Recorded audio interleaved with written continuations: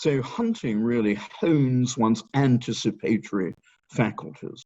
And obviously the other big constituent of imagination is memory. But in this respect, the operation of memory is paradoxical because to some extent it stimulates imagination if you've got a bad memory, because every time you misremember something that really happened, you're imagining something that didn't.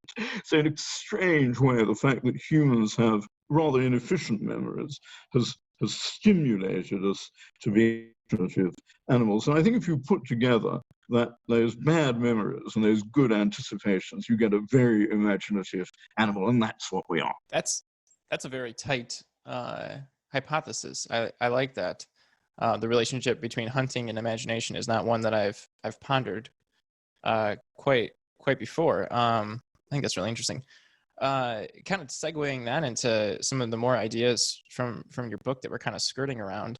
And correct me if I'm wrong, but so connecting the idea of what you just said, how bad memories tend to have an imprint on us a bit more than positive ones. Do you think that has something at all to relate to the fact that bad ideas tend to have a better, how did you put it, are more influential, that bad ideas tend to be more influential than good ones? Do you see a relation there, or is that a correct assertion that you believe that bad ideas tend to have a better influence or more of an influence? Yes, I'm afraid I do think the evidence supports that. I think the evidence supports that conclusion. I mean, I mentioned earlier, the resistance of scientific communities to innovation. I think that's a very good example of how good ideas very often, get left on the cutting room floor. They get excluded.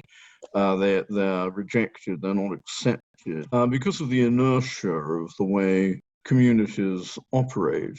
Conservatism is an almost universal human characteristic, and it's obviously, by definition, hostile to innovation.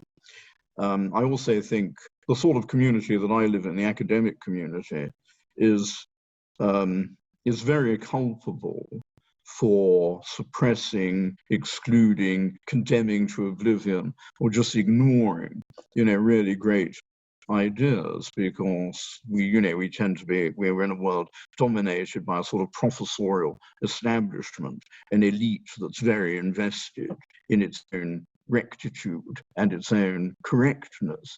And anybody who questions these ideas, tends not to get a job, and possibly not even a PhD.